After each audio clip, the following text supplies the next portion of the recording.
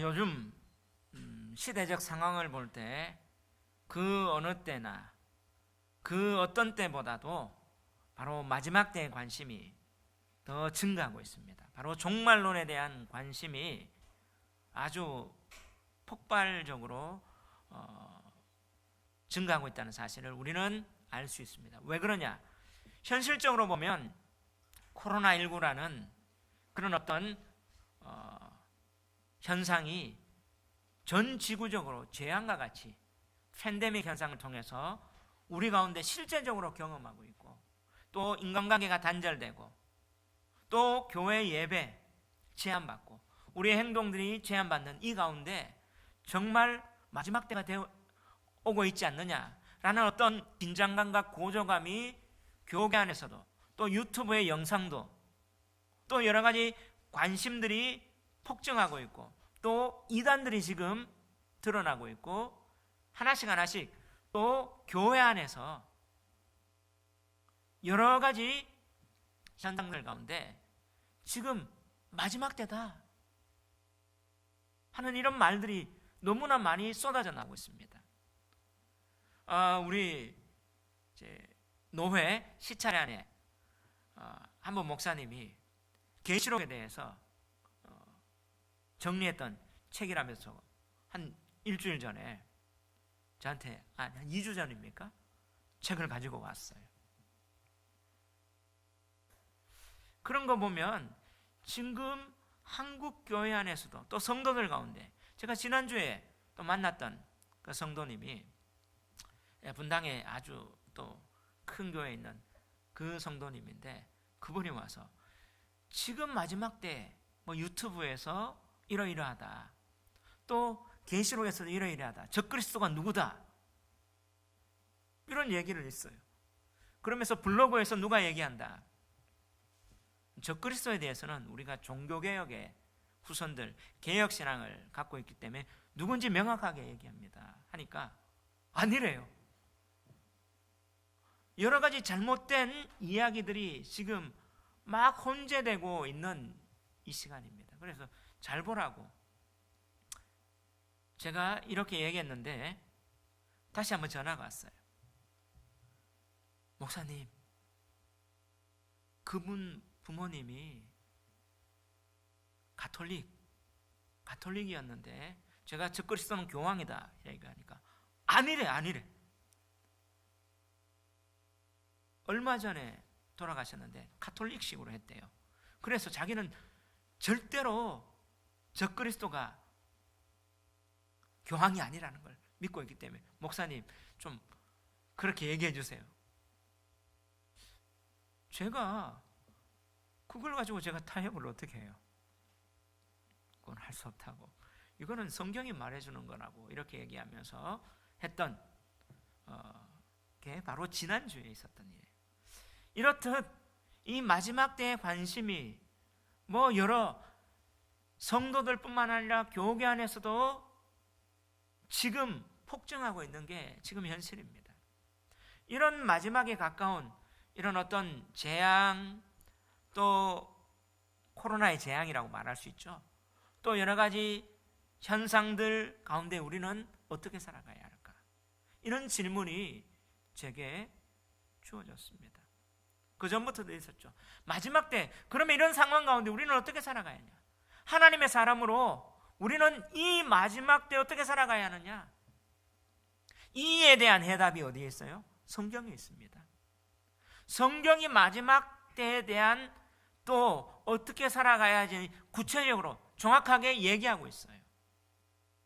그 해답은 무엇입니까? 바로 종말에 대한 예언과 계시, 그 부분을 얘기하면 바로 신약의 요한계시록이라고 할 수 있어요. 그래서 교회가 한동안 이단 때문에 계시록을 덮어놨어요. 근데 이제 한국교회가 계시록을 강해하고 또 계시록을 또 공부하고 또 계시록을 설교하고 관심을 가지기 시작했습니다. 근데 요한계시록을 제대로 알기 위해서는요, 일명 구약의 계시록이라는 다니엘서를 제대로 알아야 돼요. 왜냐하면 다니엘서는요, 조금 전에도 얘기했지만 일명 구약의 계시록이라고 할 수 있죠. 근데 그 예언이 역사 가운데 실제적으로 이루어졌어요. 그리고 요한계시록은 앞으로 마지막 때 이루어질 그 부분을 얘기하는데 성경은 짝이 있습니다. 통일성을 가지고 다니엘서하고 요한계시록이 짝을 이뤄요. 정확하게. 근데 이 다니엘서를 잘못 해석할 때 이단이 나와요. 70일이라든지 마지막 7년 대환란, 7년 대환란, 휴거설, 예수님의 이중재림. 또 지난주에 또 이 이야기를 제가 또 들었습니다. 예수님이 이중재림 합니까? 세대주의자입니다. 근데 이 세대주의의 영향이 어디서 왔느냐? 역사적으로 우리 알아야 돼요. 영국의 19세기부터 답이라는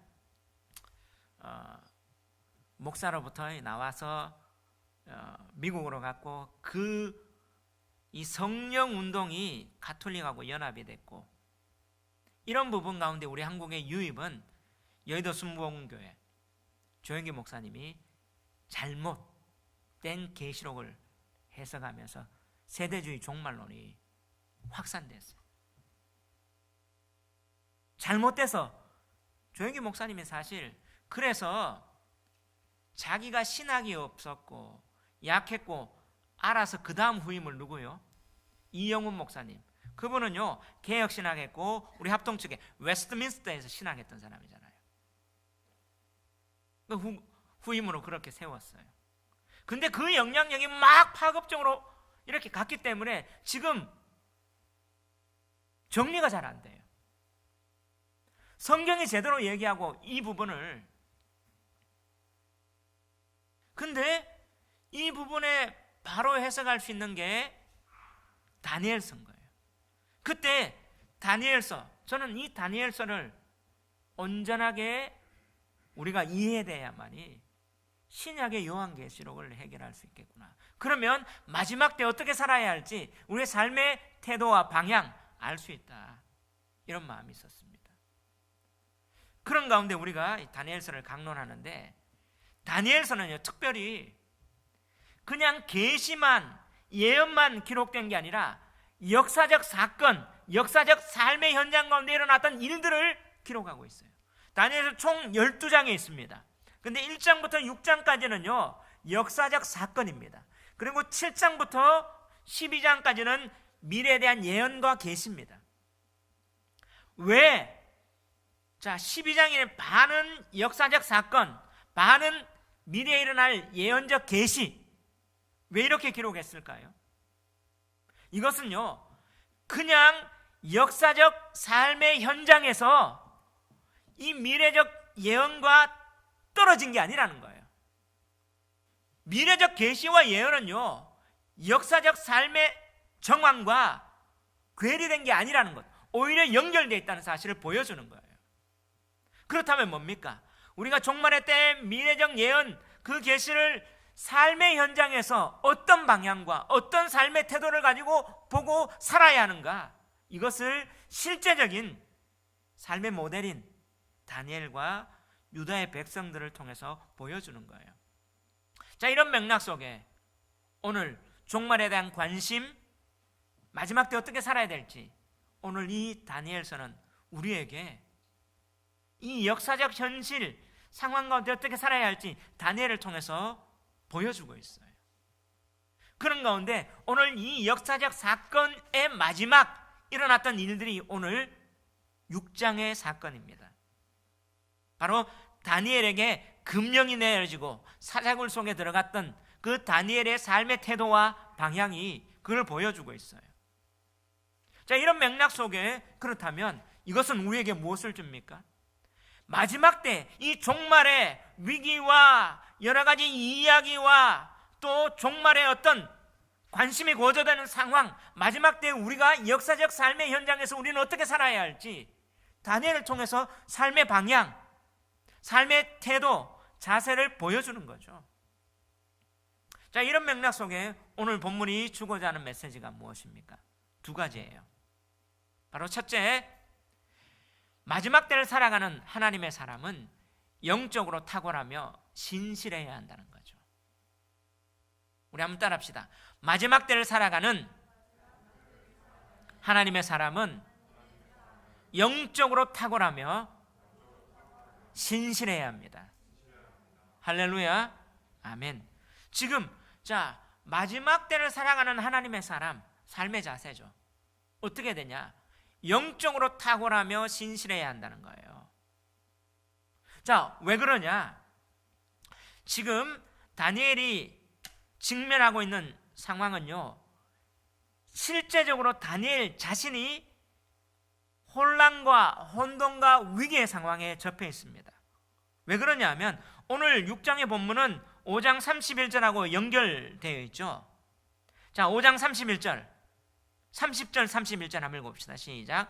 그날 밤에 갈대아 왕 벨사살이 죽임을 당하였고 메대 사람 다리오가 나라를 얻었는데 그때 다리오는 62세였더라.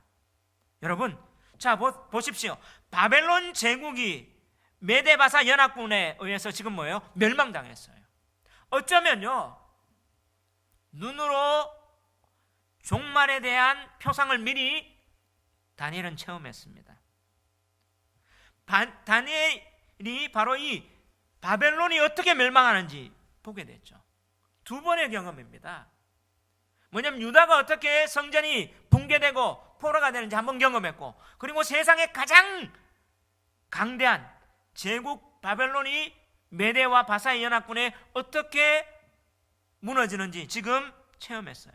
그리고 나서 패권이 어떻게 해요? 메대 사람 다리오가 나라를 얻었어요. 다리오라는 말은 왕이란 말이죠. 메대가 바로 이 패권을 얻었는데, 여러분, 이제 전 세계의 패권이 메대로 옮겨졌습니다. 자, 이렇게 되면 어떻습니까? 지금 다니엘은 어디에 속해져 있습니까? 바벨론에 속해져 있었죠. 자, 정권이 바뀌었고 나라가 바뀌었습니다. 혼돈과 위기의 상황이었어요. 그리고 다리오가 이제 나라를 얻었고 이제 통치를 하기 위해서는 어떻게 합니까? 자기의 통치권을 이제 여기에서 강화해야 할 시기였어요. 그 시기 1절 2절 한번 읽어봅시다. 시작. 다리오가 자기 뜻대로 고관 120명을 세워 전국을 통치하게 하고 또 그들 위에 총리셋을 두었으니 다니엘이 그 중에 하나이라. 이런 고관들로 총리에게 자기의 직무를 보고하게 하여 왕에게 손해가 없게 하려 함이었더라. 자, 다리오가 이제 패권이 바벨론에서 메대로 넘어왔어요. 새로운 이제 제국이 탄생했잖아요. 전국을 다스려야 됩니다. 근데 어떻게 다스려야 돼? 내 뜻대로. 바로 다리오의 뜻대로 지금 다스리는 거예요. 다스리려면, 자, 우리가 일례로 한 나라에서 나라가 바뀐 게 아니에요. 한 나라에서 정권이 바뀌면 어떻게 합니까? 그 전에 정권에 있었던 사람들을 뭐해요? 인사를 통해서 쳐내기 시작합니다. 왜요? 내 정권에 내가 권력 잡은 사람이 내 뜻대로 정책과 그 방향을 세우기 위해서는 그 전에 정권에 있던 사람하고는 안 맞기 때문이에요. 그렇지 않습니까? 자, 한 나라의 정권이 바뀌어도 그러는데 지금 나라가 바뀌었어요. 바벨론에서 메대가 패권을 잡았습니다. 그러면 전 세계를 지금 통치해야 되는데 내 뜻대로 통치하려면 숙청과 제거의 대상 1호가 뭡니까? 바벨론의 고관이었을 거예요. 바벨론의 벨사살, 그 아래에 있었던 관리들을 어떻게 해요? 제거해야지 자기 뜻대로 관리를 넣어서, 자, 인사 임명권을 통해서 어떻게 해요? 자기의 정책과 자기의 방향을 수립할 수 있죠. 바로 다리오가 자기 뜻대로 지금 다스려야 되잖아요. 그래 고관 120명을 세웁니다. 그러면 숙청 대상, 제거 대상 1호가 누굽니까? 일반적으로 다니엘이 돼야 돼요. 왜요? 바로 5장에 보니까 다니엘이 메네메네 데겔 우바르신, 이 왕궁의 손가락이 나서, 하나님의 손가락이 나서 글 쓴 걸 해석해줘서 나라의 몇째 칠이라도 세웠대요? 셋째 칠이라도 딱 세워지고 나서 그 다음에 뒤집어졌단 말이에요. 그러면 누구부터 잘라야 됩니까? 다니엘부터 잘라야 돼요. 이게 일반적인 현실입니다. 그러면 이런 어떤 혼란하고 위기의 상황 가운데 다니엘의 어떻게 해요? 상황은 아주 위기의 상황입니다. 제거 대상이었는데, 그런데 어떻게 했습니까? 다니엘을 바로 120명의 고관을 세워서 전국, 그 당시에 전 세계죠, 전세계를 통치하는데 그 위에 총리 3명을 두었어요. 그 중에 첫째가 누구예요? 다니엘입니다. 안 잘렸단 말이에요. 오히려 제거되지 않았다는 말이에요. 제거 1호 대상이 될 법한 상황에서 오히려 다니엘이 어떻게 해요? 처형당하지 않고 오히려 왕에게 중령되었습니다. 총리 중에 총리가 되었어요. 자, 제국이 바뀌었는데 제2인자가 됐단 말이에요. 어떻게 가능해요? 그 이유가 무엇입니까? 바로 2절 마지막 절에 얘기해줘. 왜요? 왕에게 손해가 없게 하려 함이었더라. 자, 뭐예요? 다니엘을 제거하고 다니엘을 죽이면 다리오에게, 왕에게 손해가 된다는 말이에요. 오히려 다니엘을 중령시키는 게, 다니엘을 제거하지 않고 오히려 다니엘을 어떻게 해요? 거의 2인자로, 총리 중에 총리로 세우는 게 내게 손해가 없구나. 다시 말하면 다니엘이 꼭 필요한 인물, 꼭 필요한 인재였다는 말이에요. 어떻게? 이 위기 상황에 어떻게 다니엘이 이렇게 될 수 있었을까요? 바로 2가지입니다. 3절, 4절에 그 답을 말해줘요. 바로 한번 읽어봅시다. 시작. 다니엘은 마음이 민첩하여 총리들과 고관들 위에 뛰어남으로 왕이 그를 세워 전국을 다스리게 하고자 한지라. 이에 총리들과 고관들이 국사에 대하여 다니엘을 고발할 근거를 찾고자 하였으나 아무 근거, 아무 허물도 찾지 못하였으니 이는 그가 충성되어 아무 그릇됨도 없고 아무 허물도 없음이었더라. 할렐루야. 그 이유가 뭐라고요? 다니엘의 마음이 민첩했다는 거예요. 마음이 민첩하여 총리들과 고관들 위에 뛰어났다는 말입니다. 그래서 왕이 그를 세워 전국을 다스리게 할 만큼 마음이 민첩했다는 말이에요. 여러분, 마음이 민첩했다는 말은 무슨 말입니까? 오늘 이 마음이 민첩했다는 말의 본문 원어를 보면요, 이렇게 말해요. 루아흐 야티르. 루아흐라는 말은 영이란 말이에요. 야티르라는 말은 탁월하다, 영적으로 탁월하단 말이에요. 오늘 마음이 민첩하여 이렇게 번역했는데 원래 원어대로 직역하면 영적으로 탁월하여 이 말이에요. 다니엘은 뭐예요? 영적 탁월함. 이 말은 뭐냐? 세상의 지혜의 탁월함이 아니라 바로 어떻게 해요? 그 안에 탁월한 영이 있다. 어떻게 해요? 이건 인간의 능력이 아니라 하나님의 탁월한 성령의 충만함. 이 어떻게 해요? 세상 사람 앞에서도 보였다는 말이에요. 자, 이것을 우리가 한번 보면요, 마음이 민첩하다는 말은 단지 내가 어떤 지혜가 뛰어나다, 능력이 탁월하다, 인간적 능력이 있다가 아니라 어떻게 해요? 하나님이 함께 하시고 하나님의 능력이 그와 함께해요. 영적으로 탁월한 그 자가 그렇게 어떻게 이 위기 가운데 세워질 수 있는, 왕에게 손해가 없게 할 수 있는. 자, 다리오는요 하나님을 믿지 않는 자였어요. 그럼에도 불구하고 어떻게 해요? 다니엘의 하나님, 그 여호와 하나님을 믿는 성령의 충만한 자는 그 세상 가운데서도 탁월한 자로 중용할 수밖에 없는, 자기에게 손해가 없고 나를, 이 사람을 세워야만이 내게 이익이 되는 그런 자가 된다는 사실입니다. 세상은 뭐를 얘기해요? 영적인 부분을 강조하지 않습니다. 네 재능을 키워라, 네가 어떤 관계의 술수를 해라. 근데 성경은 뭐예요? 성령으로 탁월하면요. 다니엘이 그 모습을 보여줘요. 영적으로 마음이 민첩했단 말은 성령으로, 영이, 하나님의 영이 탁월했단 말이에요. 성령이 충만함이죠. 그리고 나서 이것만 있는 게 아니었어요. 4절에 보니까 이에 총리들과 고관들이 국사에 대하여 다니엘을 고발할 근거를 찾고자 하였으나 아무 근거, 아무 허물도 찾지 못하였으니 이는 말은 이유죠. 그가 뭐하여? 충성되어 아무 그릇됨도 없고 아무 허물도 없었더라. 바로 뭐예요? 신실했단 말이에요. 충성되었단 말이에요. 영적으로 탁월한 다니엘이 이렇게 어떻게 해요? 이 위기 가운데 다니엘이 그 자리에 설 수 있었던 것은 영적으로 탁월함 플러스 충성되었습니다.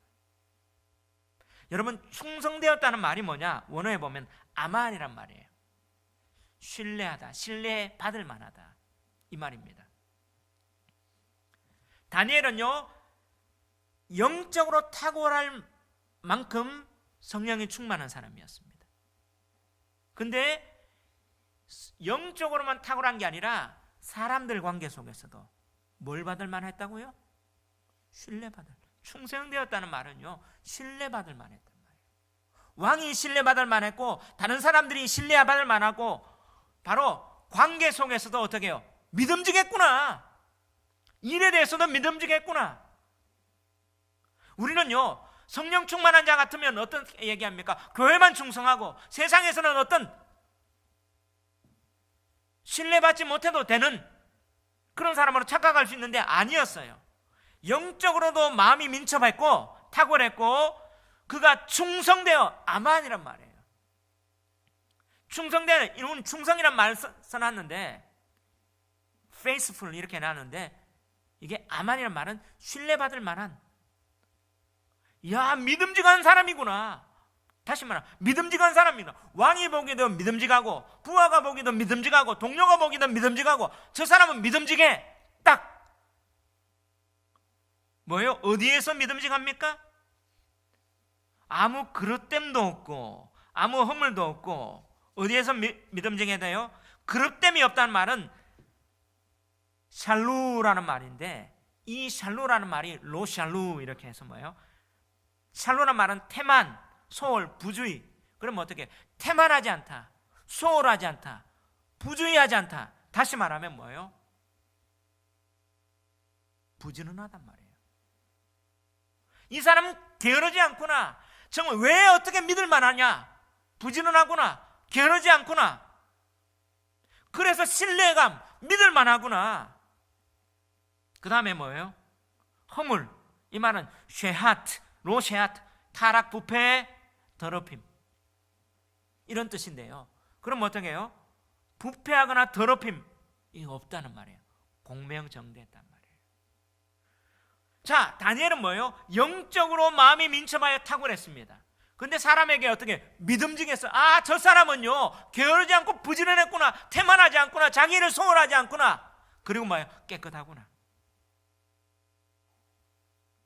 그럴 때 이 사람이 어떻게? 왕에게 손해가 없는 인물이에요. 두 가지가 균형을 이루었습니다.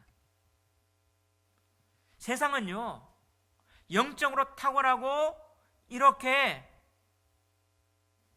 아만, 신실하면요, 존중할 수밖에 없습니다.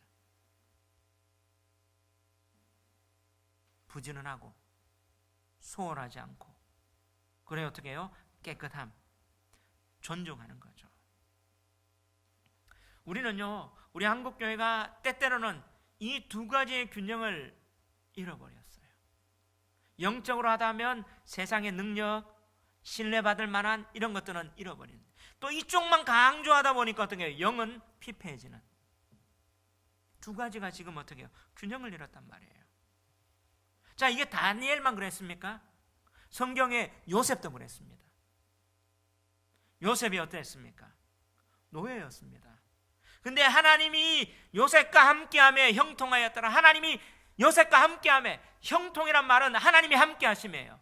그는 어떻게 해요? 하나님의 영이 충만했습니다. 그런데 어떻게 해요? 총무를, 보디발의 집에서도 총무를 하고 감옥에 가서도 어떻게 해요? 총무를 할 만큼 믿음직해서 어떻게 일을 맡길 만큼 신뢰받을 만했단 말이에요. 여러분, 기술이 뛰어난다는 게 아닙니다. 믿음직해야 돼요. 그래 맡길 수 있다는 말이에요. 직장에서도 어떻게 해요? 이 사람 믿음직해, 맡길 수 있어야 되는 거죠. 다니엘은 뭐예요? 믿음직했고 영적으로 탁월했기 때문에 결국엔 뭐예요? 왕에게 손해가 없어. 손해가 없게 하기 위해 이 사람은 중용해야 돼. 어쩌면 자, 현실적으로 보세요. 지금 제국이 바뀌었습니다. 또 바벨론 사람도 아니고 유다 사람이에요. 그죠? 그리고 관직에 지금 계속 있는데 제거 대상인데 오히려 어떻게 해요? 세워졌다는 말은 그만큼 내게 왕에게 손해가 없을 만큼 지금 준비가 됐다는 말이에요. 마지막 때 우리는 어떻게 살아가야 될까요? 이런 준비가 돼야 돼요. 기도도 해야 됩니다. 영적으로 충만하고 탁월해야 됩니다. 그런데 신뢰받을 만한 것, 하나님 앞에 서겠다, 코람데오의 자세로. 제가 이게 우리의 삶의 방향인 것 같아요. 제가 이 말씀을 준비하면서 저를 생각해 봤습니다. 저도 한때 이런 때가 있었던 것 같아요. 제가 92년도 군제 제대하고 복학하기 전에 우리 총회 사는 그 집회에서 큰 은혜를 받았어요. 정말 큰 은혜를 받았어요. 하나님의 이 말씀이 확 오는, 그때 사진을 보면 얼굴에 광채가 날 정도로 정말 탁월했어요. 밤새도록 기도하면서 하나님의 은혜가 임해서 제가 얼마나 뜨거웠는지. 그리고 나서 어떻게 해요? 복학하기 전에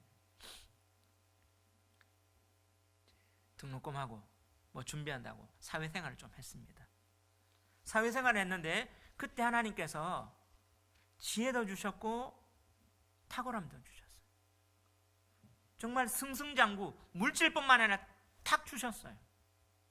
그때 저 위에 관리자 소장이 ROTC 출신이었고, 그 사람은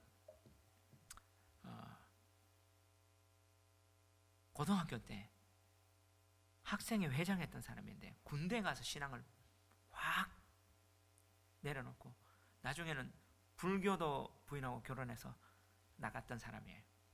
그 사람 제가 예수 믿는다고 술 안 마신다고 이렇게 하니까 어떻게 해요? 나도 옛날 교회 다녔다고. 저를 사실 좀 갈구는 사람이었는데 그 사람이 마지막 저한테 뭐라고 해요? 너 진짜다. 그 얘기를 들었어요. 그리고 제가 또 그 일을 마지막 그만둘 때 본사에서 그 임원이죠, 이사, 그분이 내려와서 저를 쭉 상담을 하다가 너 진짜다. 내 교회 지금 승진하기 위해서 6개월 전에 교회 다녔는데 너한테 기도 좀 배우자 하며 제가 그랬던. 왜냐하면 그때 영적으로 탁월했어요, 사실. 그리고 일도 잘했거든요. 믿을만 했거든요. 그때 제 모습 보면 정말 세상 속에서 살았는데 너 진짜다 느꼈는데, 지금 제 모습은 어떤가? 지금 제 모습은 어떤가 한번 생각해 봅니다. 여기에서 한때 우리가 뜨거울 때도 있어요. 근데 제가 새벽에 역대기를 계속 묵상하는데요, 다윗의 길로 행했던 왕들이, 솔로몬이 초창기는 잘해요. 근데 어떻게 끝에 변질되고 끝에 넘어가더라고요. 저를 요즘 다시 한번 묵상하면 내가 그때만큼 지금 영적으로 탁월하고 믿음직한가? 한결한가? 한결같은가? 저는 요즘 제 모습을 보는데요, 좀 저를 보는, 이 마지막 때에 다시 한번 저를 보는 시험된 것 같았어요. 근데 다니엘은 어떻습니까? 포로될 때부터 지금 제국이 바뀌고 마지막 때까지 한결 같았어요. 지금 이 위기 가운데 한결 같았어요. 지금 이 삶의 자세 어떻게 가능한가? 마음이 민첩하고 충성되어 바로 신실함, 믿음직함, 이 두 가지, 이걸 위해서 몸부림쳐야 되겠구나, 저 자신 앞에. 자, 우리 삶의 지금 이 자리에 한때 왕년에, 이런 말 많이 하죠.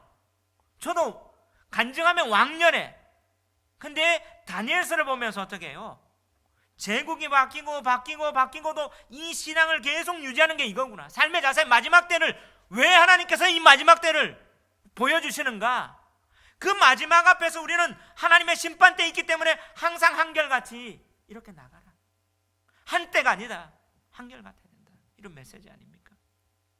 저는 이 메시지를 통해서 나도 한때 그랬는데 다시 한번 돌아봐요. 두 번째, 이 마지막 때 살아가는 우리 삶의 자세 어떻습니까? 바로 마지막 때를 살아가는 하나님의 사람은 어떤 자리에서도 자신의 신앙의 책임감을 나타내야 하는 거예요. 한번 따라 합시다. 마지막 때를 살아가는 하나님의 사람은 어떤 자리에서도 자신의 신앙의 책임감을 나타내야 합니다. 할렐루야. 예. 자, 이렇게 다니엘이 어떻게 위기 가운데 살아남았어요. 인정받고 존중받았습니다. 그런데 이게 끝이 아니란 말이에요. 자, 이렇게 살아남고 존중받았지만 그 다음 뭐예요? 시련과 역경과 대적과 환난과 핍박이 끊임없이 있다는 사실을 보여줍니다. 왜냐하면 4절에 이에 총리들과 고관들이, 자, 왕은 괜찮았지만 총리들과 고관들이 국사에 대하여 다니엘을 고발할 근거를 찾고자 하였으나, 자, 지금 뭐예요? 동료나 다른 사람들이 어떻게 해요? 비방하고 지금 어떻게 해요? 해코지 하려고 지금 괴략을 짜고 있다는 말이에요. 자, 우리가 하나님 앞에 인정받고 이렇게 세워졌는데 다 승승장구할 수 없다는 말이에요. 우리의 대적들이 있습니다. 우리에게 어떻게 해요? 힘듦이 있습니다. 고통이 있고, 오히려 우리에게 어려움이 있고, 여러 가지 주려고 하는 여러 가지 상황들이 있다는 사실이에요. 공경이 있다는 사실입니다. 자, 그들이 이렇게 고발할 근거를 찾았지만 오늘 뭐예요? 아무 근거, 아무 허물도 못 찾았어요. 그가 충성되어 아무 그릇됨도 없고 아무 허물도 없었다. 여러분, 다니엘에게 시기하고 다니엘을 흔들려고 했는데 도저히 그럴 수가 없었어요. 왜요? 아무 근거, 아무 허물 찾지 못했거든요. 여러분, 여기서 무엇합니까? 아무란 말이 4번이나 반복돼요. 아무 근거, 아무 허물, 아무 그릇됨도 없고 아무 허물도 없었더라.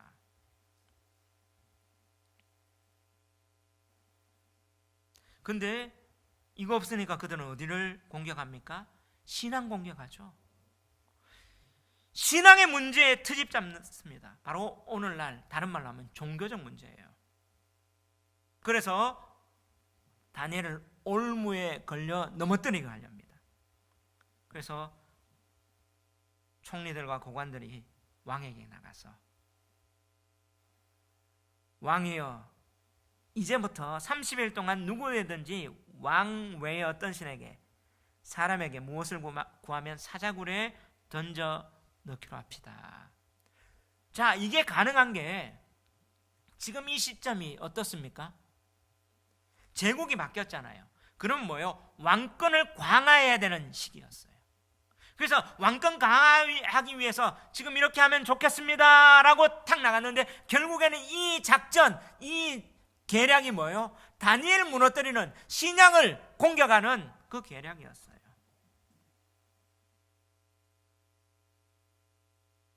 때 다니엘은 어떻게 합니까? 금령이 세워졌습니다. 이거 하면 어떻게 해요? 죽는다는 말이에요. 그때 다니엘이 어떻게 합니까? 10절 다 같이 한번 봅시다. 시작. 다니엘이 이 조서에 왕의 도장이 찍힌 것을 알고도 자기 집에 돌아가서는 윗방에 올라가 예루살렘으로 향한 창문을 열고 전에 하던 대로 하루 3번씩 무릎을 꿇고 기도하며 그의 하나님께 감사하였더라. 할렐루야. 지금 다니엘에게 근거를 찾으려고 했는데 못 찾으니까 뭐예요? 신앙의 문제를 삼아 공격했죠. 자, 이것을 다니엘이 어떻게 해요? 알고도 예다라는 말이에요. 알았습니다. 알고도 내 신앙을 공격하려는구나, 내 자리를 위태롭게 하고 나를 갖다가 처단하려는구나 알았습니다. 근데 이때 다니엘이 뭐합니까? 타협하지 않아요. 이걸 알고도 자기 집에 돌아가서는 윗방에 올라가 예루살렘으로 향한 창문을 열고 전에 하던 대로 하루 3번씩 무릎을 꿇고 기도하며 그의 하나님께 감사하였더라. 할렐루야. 뭡니까? 내 신앙의 문제 타협하지 않겠다. 다니엘은요, 다른 거는 어떻게 해요? 다 열어줄 수 있었지만 신앙의 문제는 타협하지 않겠다. 내 신앙의 이 책임감 무엇이었을까요? 저는요, 다니엘이 제사장이었습니까? 아니었어요. 다니엘은 유다 지파에 속한 귀족이었잖아요. 그러면 평신도였습니다. 평신도 리더였어요. 다니엘은 무엇을 목도했습니까? 다니엘이 한 게 어떤 의도였을까요? 저는 신앙의 책임감이었다고 봐요. 자, 다니엘은 뭘 봤습니까?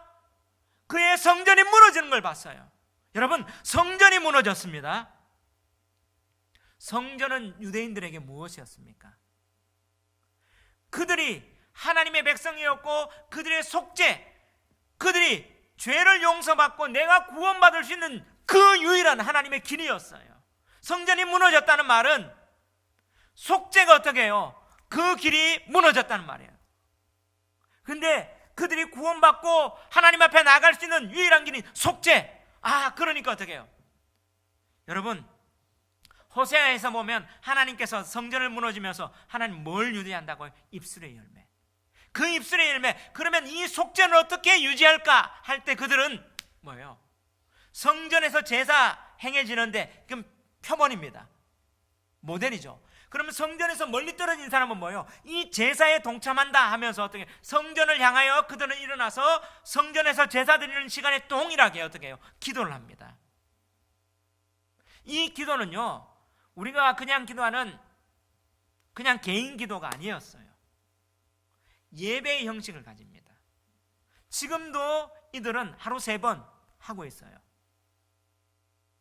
신앙 고백하고 찬송하고 성경 봉독 읽고 또 그들의 기도문 기도하고 그리고 개인 기도하고 축복이 있는,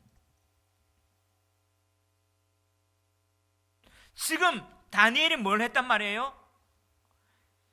전에 하던 대로 하루 3번씩 무릎 꿇고 기도했다는 말은 성전에서 하루 3번 상번제가 드려졌는 그 번제, 성전에 대한 제사, 이것이 제사장도 아니었는데 평신도인데 이 하나님 나라가 들어갈 수 있는 이 구원의 길을 내가 거룩한 부담감을 가지고 이 신앙, 내가 할 수 있는 이 성전의 상번제에 동참할 수 있는 이 기도를 내가 포기하지 않았다. 이걸 그대로 나가는 거예요. 자, 이걸 이렇게 할 수 있었던 게 뭐예요? 하나님에 대한 말씀을 알았고 하나님에 대한 천국에 대한 소망이 있었고, 이것은 어떻게 해요? 내가 할 수 있는 것이 이 성전의 상번제가 유지되는 지금 이곳은 오늘날로 말하면 교회다. 교회를 내가 책임지겠다. 똑같은 거예요. 여기에서 내가 타협하지 않겠다. 사도 바울도 어떻게 했습니까? 내가 복음을 부끄러워하지 않겠다. 똑같아요. 복음은 우리의 유일한 살 길입니다. 그는 그래서 어떻게 해요? 내가 환난과 핍박 가운데만 이 교회를 세우기 위해서 내가 헌신하겠다. 똑같은 자세예요. 자, 이렇게 하면 자기가 사자굴에 간다, 불이익이 있다 했는데도 어떻게 타협 안 합니다. 이걸 알던 대로 평신도 리더가 그 자체를 보면서 어떻게 해요? 이걸 세우겠다, 하나님 나라를 세우겠다 딱 결단하는 거죠. 자, 오늘 여기에서 우리 다음 주 설교도 하는데 오늘 동일한 단어가 쓰여졌어요. 5장하고 누구하고 대조됩니까? 벨사살. 5장 22절에 벨사살 왕이여 왕은 그의 아들이 되어 이것을 다 알고도 아니하고, 근데 10절에 오늘 6장 10절에 다니엘은 다 알고도 전에 하던 대로 했단 말이에요. 자, 결국에는 하나님께서 보여주시고 하나님이 역사해 주시고 그 사실을 알고도 하지 않느냐 하느냐 중요한 이겁니다. 자, 마지막 때 어떤 사람들은 마지막 때 종말이 어떻게 되는지 알기를 원합니다. 그래서 계시록을 원하고 어떻게 해요? 종말의 사건이 어떻고 전쟁건냐 알면 뭐 하느냐고요. 하나님이 알고도 어떻게 해요? 벨사살에게 특별히 보여줬잖아요. 안 하고. 그런데 다니엘은 알고도 내가 위험이 있더라도 하는 거였어요. 무엇을 했습니까? 신앙에서 타협하지 않겠다.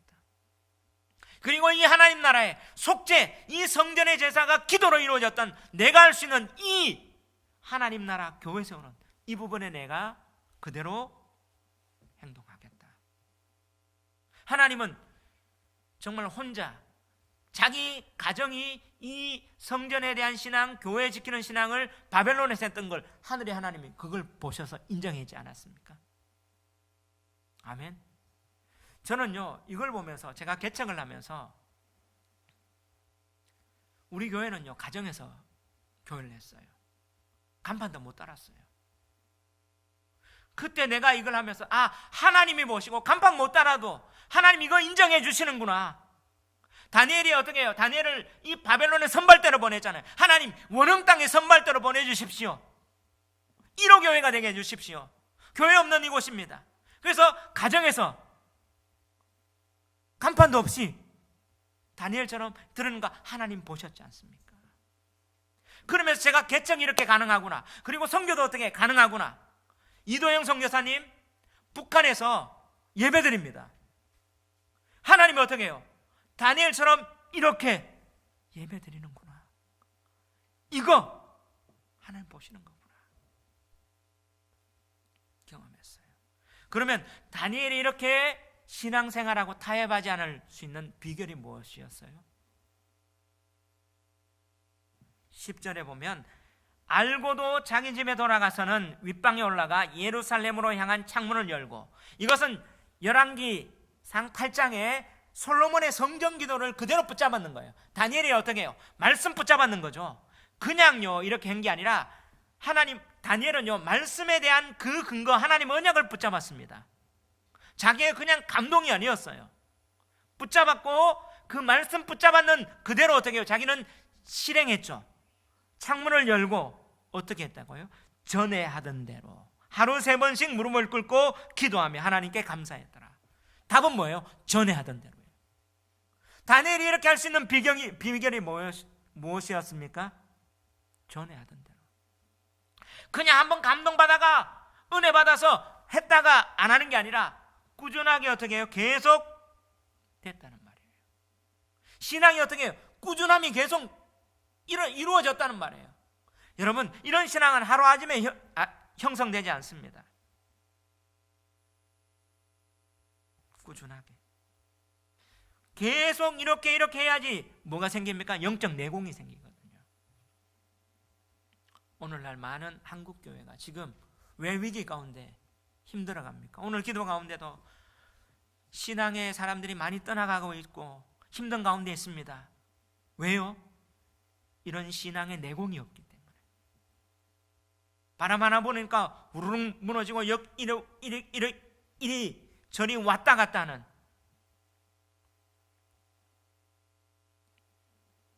그러면서 여러 가지 가치관들이. 저는 이번 가운데 한번 생각을 해봤어요. 제가 교회를 개척하며 쭉 했는데 한 번의 예배로 가능한가? 아니죠. 산 가운데 우리 아들, 딸들이 지금 보면서 CCC 하면서도 어떻게 해요? 지금 순장 모임하고 또 큐티하고 나눔하더라고요. 우리 성도들 지금 한 번에 예배로 가는 건가? 계속 이걸 어떻게 삶 가운데 유지할 수 있을까? 그래, 평신도를 훈련시켜야 되겠다. 지금 계속 고민하고 있습니다. 어떻게 훈련할까? 지금 다니엘이요, 레위 지파가 아니라는 사실을 기억하십시오. 제사장 아닙니다. 목회자 아닙니다. 근데 어떻게 해요? 평신도 리더인데 목회자의 마음을 가지고 하나님 나라 바라보며 이렇게 간다는 말이에요. 저는 마지막 때에 하나님이 다니엘을 통해서 어떻게 모델을 보여주셨다고 봐요. 쉽진 않습니다. 근데 우리는 이렇게 갑시다. 자, 이 부분을 보면서 제가 떠올랐던 유명인이 하나 있어요. 이영표, 여러분 아세요? 몰라요? 축구선수. 얼마 전에 제가 지나가다 TV가 하나 틀어졌는데 안정환하고 이영표 나와서 내가 앉아서 봤어요. 뭉쳐야 찬다라는 그 프로그램인데요, 왕년에 축구 외에 다른 스포츠 스타, 전설이죠, 최고 사람들이 모였어요. 그 조기 축구팀이 이제 결성됐는데 그 감독이 누구예요? 안정환이었어요. 안정환이 이제 만들어서 이 팀들이 이렇게 막 성장했는데 이영표 팀하고 붙게 됐는데요, 이영표 여러분 별명이 뭐였죠? 축구 전에 초롱이. 이번에 하는데요, 예전이나 지금이나 똑같아요. 안정환은 헥헥거리는데 봐주면서 할 정도까지 기량이 그대로 똑같아요. 그러면서 이제 이영표 하면 또 명해설, 뭐 쪽집게 해설 뭐 하면서 초롱초롱하고 똑똑하고 그렇잖아요. 근데 이영표 제가 좋아하는 이유가 신앙이 명확하더라고요. 신앙의 간증도 있고 쭉 얘기해요. 아, 참 우리 젊은이들에게 모델이 되겠구나. 그 책 읽었어요? 이영표 책. 그 책이 하나 자기 이제 간증문 해가지고 나왔는데, 그 이영표 하면 제가 생각나는 게 있어요. EPL의 그 잉글리시 프리미어 리그, 세계 최고의 리그, 치열한 리그에 그게 주전 풀백으로 살아남았어요. 박지성하고 이영표. 토트넘, 지금 손흥민이 막 뛰는 그 토트넘 있잖아요. 그 토트넘의 주전 풀백이었어요. 이영표가 주전이어서 그 이영표의 백업이 누구였냐면 가레스 베일. 베일이 그때 이영표 축구화 닦아줬어요. 여러분 지금 축구화 닦아준다 하면 웃을 수 있지만 영국의 전통은 뭐냐면 주전 백업이요, 주전에 축구화 닦아준다는 말은 엄청난 이 영광이래요. 나도 저 자리에 가겠다, 이 도제식으로. 그 가레스 베일이 지금 세계적인 사람인데 이영표 축구화 닦아줬다니까요. 근데 이영표가 잘 나갈 때 이탈리아 리그 AS 로마가 스카우트하기로 제의가 됐습니다. 계약에 거의 뭐 발표되고 언론도 막 마지막 단계까지 다 이루어졌어요. 이제 딱 가면 돼요. 조건도 되게 좋았어요. 근데 갑자기 발표가 나오죠. 이영표가 뭐예요? AS 로마 계약 안 하겠다. 뭐 여러 가지 설들이 막 있으면 저도 막 그 뉴스를 막 접했는데 결국에는 이영표가 다시 TV에 나와서 또 그 책에도 얘기합니다. 왜 거절했냐? 너무 좋은 조건이었고 너무 좋았는데 신앙적으로 맞지 않는 부분이 있었어요. 그 신앙이 맞지 않는 부분이 뭔지 얘기는 하지 않았지만 에스 로마라고 하면 어디예요? 로마, 바티칸, 교황청에 있는 그쪽에 뭔가 있지 않았을까? 저는 추측을 해봅니다. 신앙이 맞지 않았어요. 과감하게 거절하고 했지만 지금까지 보면 그 이후에 지금까지 우리에게 주는, 저는 이 모델 이영표 늦게 예수 믿었어요. 근데 이렇게 다니엘 그렇게 살아가는 모습 보면서 야, 우리 청년들에게, 우리한테, 저한테도 좀 본이 되는구나. 전해야 하는 대로. 이 형편은요, 몸이요, 선수 때나 은퇴하고 지금이나 똑같아요. 전해야 하던 대로 내공을 쌓아나가다 보이더라고요. 안 퍼들어지더라고요. 여러분, 다니엘이 이렇게 할 수 있었던 게 뭐예요? 신앙의 그 책임감을 가질 수 있었던 게 전해야 하던 꾸준함이었습니다. 우리 한번 신앙을 위해서 한번 결단합시다. 이제 말씀을 정리합니다. 결국 다니엘이 어떻게 됐어요? 6장 28절 한번 읽어봅시다. 6장 28절 오늘 끝입니다. 시작. 이 다니엘이 다리오 왕의 시대와 바사 사람 고레스 왕의 시대에 형통하였더라. 할렐루야. 지금 어떻게 해요? 메대의 다리오, 바사, 페르시아의 고레스까지. 자, 바벨론, 메대, 바사 있었다는 거예요. 결국에는 결단했는데 하나님이 이렇게 해줍니다. 마지막 시대에 어떻게 살아가야 될까요? 다니엘서를 통해서 뭐합니까? 뜻을 정하라. 그리고 신앙의 책임감을 위해서 타협하지 않겠다. 이게 뭐예요? 영적으로 탁월함과 믿음직함, 충성된, 바로 아만, 영적인 부분과 세상적인 부분의 균형이었습니다. 이런 꾸준함을 위해서 결단하는 저와 여러분 되시기를 주의 이름으로 축원합니다. 한결같기를 다시 한번 주의 이름으로 축원합니다. 예, 우리 한번 이 찬양하면서 아무도 예배하지 않는 이 예배자 찬양이 다니엘서하고 지금 현실하고 너무 맞는 것 같아요. 저는 이 가사 생각하면서 우리 한번 그냥 찬양하는 게 아니라 멜로디뿐만 아니라 가사를 생각하면서 오늘 이 찬양하며 우리 한번